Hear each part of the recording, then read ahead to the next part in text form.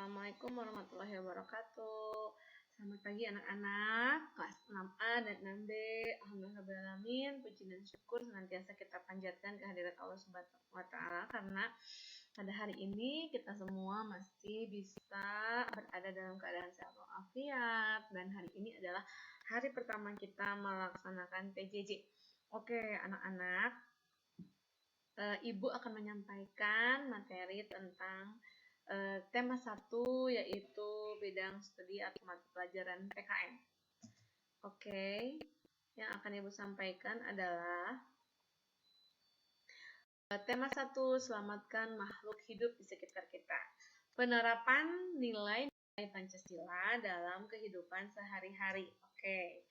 KD-nya 3.1 menganalisis penerapan nilai-nilai Pancasila dalam kehidupan sehari-hari. Jadi tentang Pancasila ya. Oke. Anak-anak tahu kan Pancasila itu isinya apa? Karena anak-anak kan sering ya mengikuti upacara bendera setiap hari Senin sebelum adanya pandemi ini, atau bahkan udah hafal di luar kepala ya. Pancasila itu 1. Ketuhanan yang Maha Esa, 2. Kemanusiaan yang adil dan beradab, 3. Persatuan Indonesia, 4. Kerakyatan yang dipimpin oleh hikmah kebijaksanaan dalam permusyawaratan perwakilan, 5. Keadilan sosial bagi seluruh rakyat Indonesia. Anak-anak harus hafal ya, karena sekarang udah kelas 6, jangan sampai nanti pas giliran kita bisa masuk sekolah dites sama ibu nggak bisa loh, harus bisa ya. Oke, selanjutnya, nah ada sila ke-1, jadi materi kali ini tuh yang perlu anak-anak perhatikan adalah tentang sila keberapa, lambangnya apa, lalu nilai-nilainya apa, nilai maknanya apa gitu ya. Oke, sila pertama ketuhanan yang Maha Esa itu dilambangkan dengan cahaya di bagian tengah berbentuk bintang yang bersudut 5 berlatar belakang hitam. Oke, sila ke-1 itu kandungannya yang pertama adalah toleransi. Toleransi itu artinya kita saling menghargai satu sama lain. Yang kedua, penghormatan kepada agama atau kepercayaan lain. Jadi anak-anakku kalau misalnya di komplek kalian, di tempat tinggal kalian ada yang berbeda agama, berbeda suku bangsa, itu harus saling menghargai, harus saling menghormati ya. Oke, yang ketiga, otomatis ketika kita saling menghargai, menghormati, itu akan terwujud kerukunan antar umat beragama. Oke, selanjutnya makna sila pertama adalah bangsa Indonesia merupakan bangsa bertuhan. Jadi, di Indonesia itu kalau ada orang yang tidak percaya pada Tuhan, maka berarti dia sudah menentang sila pertama Pancasila. Yang kedua, kepercayaan dan ketakwaan terhadap Tuhan yang kalau kita udah percaya sama Tuhan yang Maha Esa, bertakwa artinya menjalankan segala perintah yang dianjurkan di agama-agama masing-masing dan menjauhi segala larangan yang ada di agama masing-masing, itu merupakan fondasi yang sangat kuat, dasar yang sangat kuat untuk kita mewujudkan masyarakat berpancasila ya. Yang ketiga, negara melindungi warganya untuk menjalankan ajaran agamanya masing-masing. Jadi kita misalnya menjadi satu kaum minoritas atau yang paling sedikit di antara yang lain, itu tidak perlu takut karena negara sudah menjamin, udah ada undang-undangnya ya. Jika ada yang melarang kita beribadah, melarang kita ke masjid, atau orang Kristen ingin ke gereja dilarang sama kita, itu boleh dilaporkan ya, karena negara sudah menjamin kebebasannya. Lalu negara menjamin kemurnian ajaran agama yang diakui di kita, itu misalnya ada agama Islam, Kristen Protestan, Kristen Katolik, agama Hindu, agama Buddha, Konghucu ya. Jadi tidak diperkenankan kita mengikuti aliran sesat ya, apalagi aliran sesat itu bisa meruntuhkan kesatuan negara Republik Indonesia. Sila kedua, nah kemanusiaan yang adil dan beradab itu ditandai dengan gambar rantai gitu ya, atau rantai gitu ya, kalau kita bilangnya rantai. Rantai ini terdiri dari mata rantai yang berbentuk segi empat, tuh ada yang segi empat, dan ada yang berbentuk lingkaran, jadi segi empat, lingkaran, segi empat, lingkaran. Nah, segi empat itu melambangkan pria, sedangkan lingkaran melambangkan wanita. Maksudnya gimana Bu? Maksudnya kita itu harus berhubungan baik antar sesama manusia. baik itu sejenis wanita dengan wanita, laki-laki dengan laki-laki, begitupun laki-laki dengan perempuan ya, tetap harus menjalin komunikasi yang baik, hubungan yang baik gitu ya. Oke, nilai-nilai yang terkandung dalam sila kedua. Pertama adalah persamaan derajat. Kita tidak boleh membeda-bedakan orang hanya karena hartanya. Yang orang kaya gabung sama orang kaya, misalnya orang miskin sama orang miskin gak boleh gabung dengan orang kaya. Tidak seperti itu. Atau misalnya yang agamanya Islam atau yang suku bangsanya ini, jadi tidak ada perbedaan, semuanya derajatnya sama. Lalu menghargai hak asasi manusia. Hak asasi manusia ini adalah hak paling dasar yang dimiliki oleh manusia. Jadi tidak boleh diganggu-gugat oleh orang lain. Misalnya seperti apa? Setiap orang itu berhak untuk, kalau misalnya usia sekolah, berhak untuk disekolahkan. Ketika misalnya orang tua kita tidak punya uang, tidak mau menyekolahkan, maka kita berhak untuk ngobrol ya sama orang tua, bilang, bicara, mama aku pengen sekolah. Nah, atau misalnya kalau kita beranjak dewasa, kita tuh berhak untuk mendapatkan untuk berkeluarga gitu ya. Lalu kita juga berhak mendapatkan kedamaian, ketentraman. Jadi kalau misalnya saling mengganggu, berarti kita sudah melanggar nilai-nilai Pancasila sila kedua ya. Yang ketiga, solidaritas antar sesama manusia harus solider ya. Solidaritas itu saling menolong, misalnya saling membantu. Kalau ada yang sakit boleh ditengok gitu ya. Semua itu jika kita lakukan pasti akan terwujud yang namanya perdamaian. Makna dari sila kedua yaitu bahwa manusia itu diakui dan diperlakukan sesuai dengan harkat dan martabatnya sebagai makhluk Tuhan yang Maha Esa. Jadi setiap manusia itu yang membedakan adalah amal kebaikannya. Yang di mata Tuhan itu yang dilihat bukan tampannya, bukan gantengnya, bukan cantiknya atau hartanya atau apapun. Yang dilihat oleh Tuhan yang Maha Esa adalah kebaikan kita ya. Berikutnya, manusia itu sama derajatnya seperti yang Ibu tadi bilang ya, boleh dibaca sendiri. Yang ketiga, kemanusiaan yang adil berada berarti menjunjung tinggi nilai kemanusiaan ya, dan membela kebenaran serta keadilan. Jadi kalau misalnya teman-teman, anak-anak, kalau misalnya anak-anak tuh kalian tuh punya tetangga gitu ya, tetangganya itu berbeda agama, lalu misalnya difitnah atau dianiaya. Nah, kalian jangan sampai berpikiran biarin aja deh, itu mah bukan orang Islam, gak usah dibelain. Nggak seperti itu. Ketika terjadi kezaliman atau terjadi pertikaian atau fitnah, ketika teman-teman anak-anak semuanya kalian merasa itu adalah kezaliman, maka katakanlah yang benar ya. Jangan karena kebalikannya, kalau misalnya kita berteman sesama suku Sunda nih, kalau misalnya ada yang, kalau misalnya kamu salah, aku pasti belain. Enggak seperti itu juga. Jadi katakan yang benar itu benar dan katakan yang salah itu salah. Oke.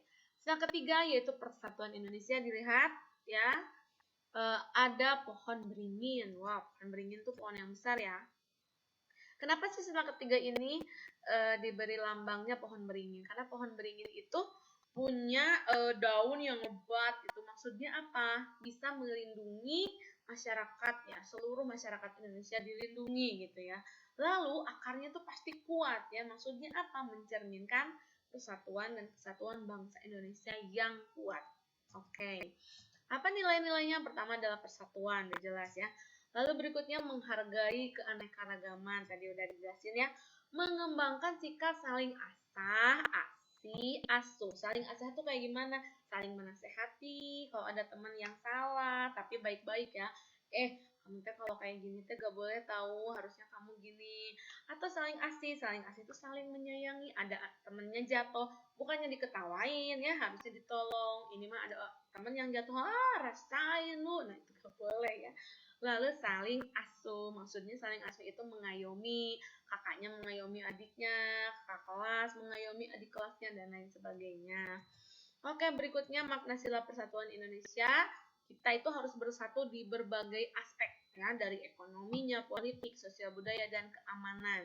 Lalu manifestasi paham kebangsaan yang memberi tempat bagi keragaman budaya dan etnis. Jadi sila ini tuh merupakan kayak wadah yang isinya itu orang-orang yang berbeda budaya, yang berbeda etnis, yang berbeda segala-galanya, tapi dalam satu wadah yaitu bangsa Indonesia. Yang ketiga, menghargai keseimbangan antara kepentingan pribadi dan kepentingan masyarakat.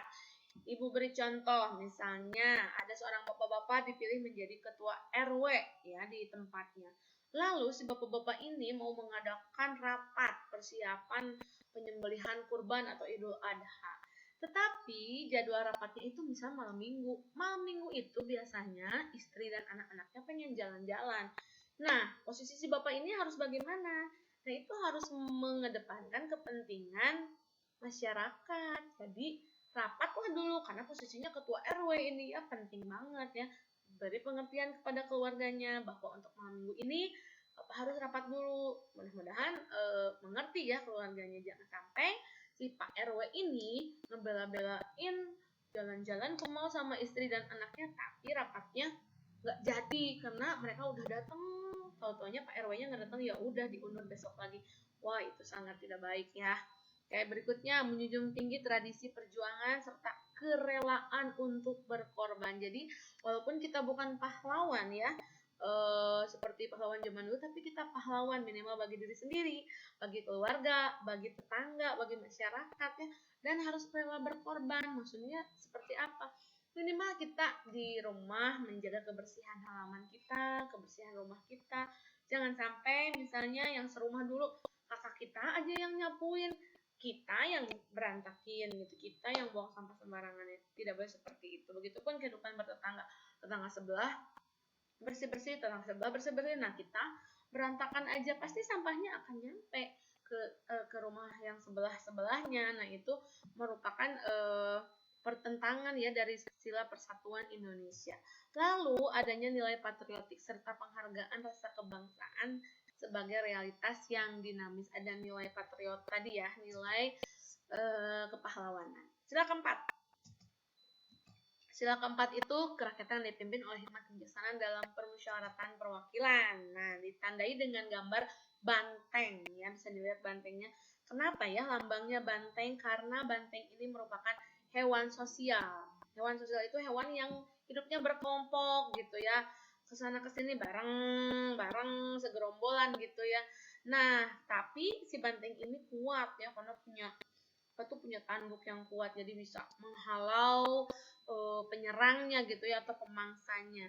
Menggambarkan apa seperti itu, bahwa ketika si banteng ini berkumpul, kita itu harus berkumpul. Ketika kita ada masalah dalam suatu organisasi atau di kelas ada masalah, maka harus dimusyawarahkan. Jangan ambil keputusan sendiri atau misalnya ingin menang sendiri, tapi harus musyawarah. Oke, misalnya menentukan warna dekor misalnya ya.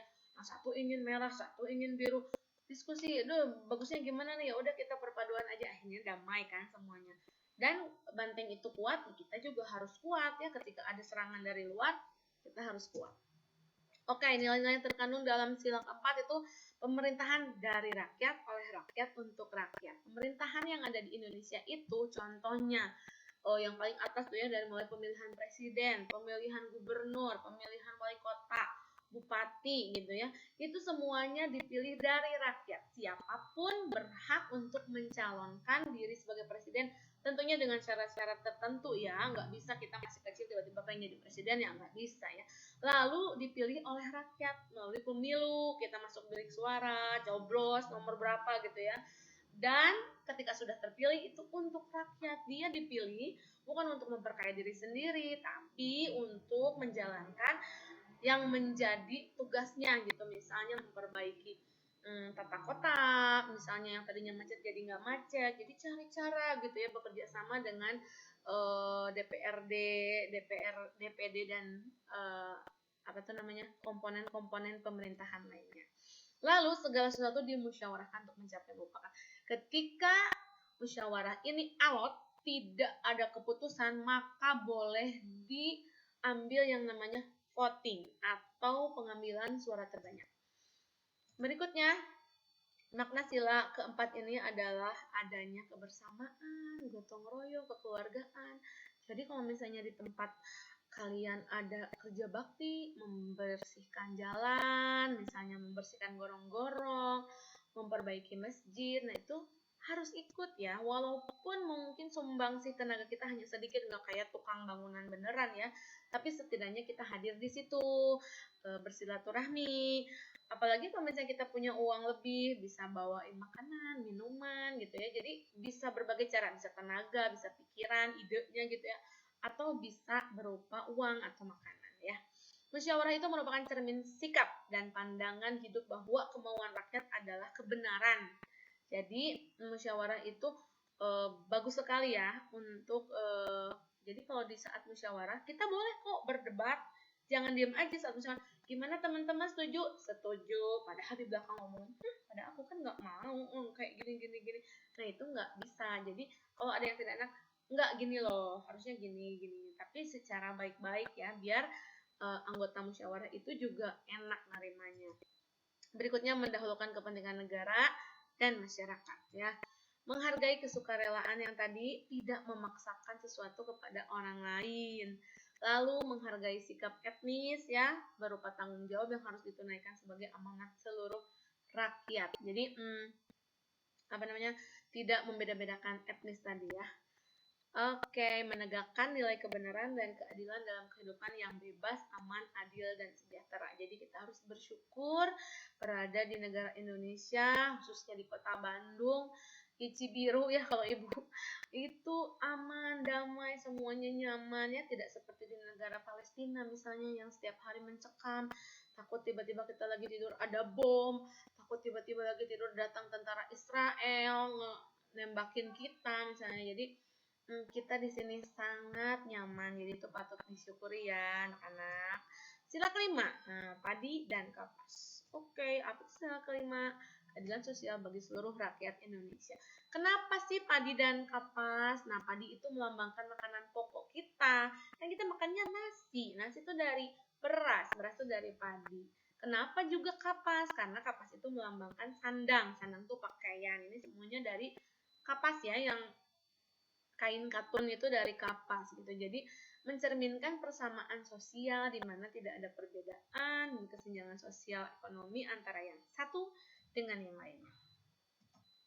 Oke, nilai terkandung dalam sila kelima adalah tercapainya masyarakat Indonesia yang adil dan makmur. Jadi bangsa Indonesia ini menginginkan rakyatnya adil dan makmur secara lahir dan batin. Secara lahir itu tercukupi kebutuhan pokoknya, makannya, bajunya, jangan sampai kita nggak pakai baju jadi kedinginan, masuk angin ya. Terus kebutuhan rumahnya, ya kita bersyukur walaupun misalnya rumah kita, rumah ibu ya masih kecil, tapi bersyukur kita tidak kehujanan, tidak kepanasan. Bersyukur lagi kita bisa punya kendaraan dan punya barang-barang lainnya. Lalu kita juga harus makmur secara batin. Percuma kita rumahnya besar, kasurnya bagus, segalanya bagus, tapi batinnya tersiksa misalnya gitu ya, merasa terintimidasi oleh salah satu pihak gitu. Jadi harus makmur lahir dan batin. Oke, maknanya apa aja? Setiap rakyat Indonesia diperlakukan dengan adil dalam bidang hukum, ekonomi, kebudayaan, dan sosial. Dalam bidang hukum nih, Ibu kasih contoh. Jangan sampai ketika misalnya ada terdakwa, tapi dia dari kalangan yang kaya, punya uang, punya kedudukan, itu langsung dibebaskan ya. Tanpa kita tahu, tiba-tiba atau dikasih hukumannya cuma setahun 2 tahun, padahal dia kesalahannya sangat besar gitu misalnya ya. Nah, tapi kalau misalnya rakyat kecil, padahal dia cuma ngambil jambu tetangga misalnya, terus dilaporin, itu bisa dihukumnya lama dan tidak ada kesempatan untuk membela diri. Tapi kalau di negara kita itu insya Allah ditegakkan ya keadilannya, karena kita pun misalnya atau orang yang tidak mampu ketika terdapat mempunyai kasus, itu bisa dikasih pengacara secara gratis ya dari badan hukum gitu ya. Itu ada badan hukumnya, jadi ada pembelanya lah, bukan hanya orang kaya saja yang bisa menyewa pengacara yang hebat, tapi ketika orang miskin kena kasus pun diberikan fasilitas oleh negara ya. Berikutnya, tidak ada golongan tirani minoritas mayoritas, nggak ada ya, nggak boleh anak-anak. Jadi jangan karena kita mah banyaknya orang Sunda, kamu orang Jawa, sana jangan main atau gimana gitu ya. Nggak begitu, kita sama semuanya ya. Dan adanya keselarasan, keseimbangan antara hak dan kewajiban rakyat Indonesia. Hak rakyat Indonesia itu mendapatkan fasilitas yang nyaman kayak mendapatkan jalan yang bagus, tidak bolong-bolong, halte yang bersih, terus taman-taman yang indah, yang bagus, bisa dipakai selfie, bisa dipakai main sama anak-anak. Tapi jangan lupa kita pun harus menunaikan kewajiban, membayar pajak, contohnya pajak PBB, pajak kendaraan, pajak perseorangan, dan banyak pajak yang lainnya ya. Oke, berikutnya kedermawanan ya. Kedermawanan ini nggak pelit ya, jadi harus berbagi gitu ya.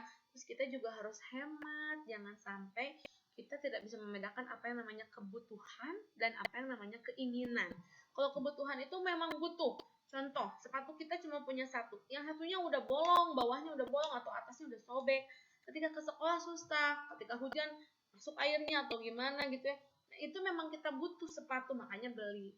Tapi ketika kita udah punya sepatu buat basket, sepatu buat main bola, sepatu buat bergaya, sepatu buat ke mall, itu udah ada 4 ya. Pas ke mall pengen beli lagi sepatu yang kelima, itu berarti bukan kebutuhan, tapi keinginan ya. Hiduplah sederhana, sekali-kali boleh kalau kita mau makan di luar, di restoran, tapi jangan setiap hari. Kalau setiap hari kita makan di restoran, habis dong gajinya. Ya, habis dong uangnya. Jadi hiduplah sederhana dan bekerja keras. Bukan buat cuma orang dewasa aja yang bekerja keras mencari uang, bukan.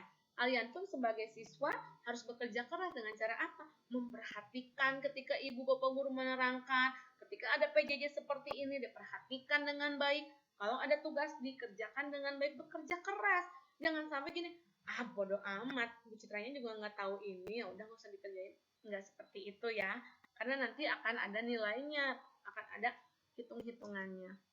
Lalu menghargai hasil karya orang lain. Nah, ini biasanya yang kadang-kadang kita pelit banget buat ngomong doang. Misalnya ada orang bikin, teman kita misalnya bikin kerajinan dari apa gitu ya, terus kita dalam hati muji sih, wih keren nih dia kreatif, tapi rasanya kalau gitu buat ngomong. Jadi sayang banget kalau buat muji dia gitu, padahal jangan seperti itu ya. Sekalipun karya teman kita itu jelek, sejelek-jeleknya, tetap kita harus menghargai. Wah, bagus ya kerajinan karya kamu, misalnya gitu. Kalau mau ngasih saran baik-baik, tapi sebaiknya kayaknya ini harus dirapihin lagi deh sebelah sininya biar nilai kamu bagus. Tapi kalau misalnya sekira-kiranya nggak perlu ngomongin hal-hal yang lain, udah cuman bilang, wah hebat, selamat ya, wah kamu kreatif gitu ya. Itu kan nggak ngurangin uang kita atau ngurangin harta kita ya. Jadi kita harus sudah mulai berusaha untuk menghargai hasil karya orang lain. Menolak adanya kesewenang-wenangan serta pemerasan, nggak boleh ya. Apalagi kalau ada anak SD memeras, itu rasanya sedih banget ya ibu. Kenapa? Karena masih kecil udah berani seperti itu. Mau seperti apa nanti udah besarnya? Kalau preman-preman yang sering kita lihat di TV misalnya atau di berita-berita yang begal-begal, itu kan pemerasan ya, sewenang-wenang gitu ya. Dia ngambil motor orang sembarangan, minta uang seenaknya, sedangkan kita kerja dia tinggal minta doang, terus pakai senjata tajam misalnya gitu ya. Nah itu tidak boleh ya. Lalu menjunjung tinggi harkat dan martabat manusia. Sekali lagi, siapapun dia, dari manapun dia, seberapapun penghasilan dia, seperti apapun rumahnya dan hartanya atau segala yang dia punya, kita tidak boleh membeda-bedakan. Kita harus menjunjung tinggi harkat dan martabat manusia. Oke, tugas nih, tapi mohon maaf ya karena bukunya belum ada untuk anak kelas 6 ini. Nanti kalian tinggal bisa lihat aja dulu lagi video ini ya. Halaman 92 sampai 93, 120 sampai 121 dan 170. Nanti sama ibu difotoin deh ya, biar nanti bisa dikerjakan di kertas atau di buku catatan dulu ya. Nanti kalau udah ada bukunya, semuanya orang tuanya mungkin ya nanti ke sekolah lagi untuk membawa buku tematiknya. Oke, demikian materi dari ibu. Terima kasih. Selamat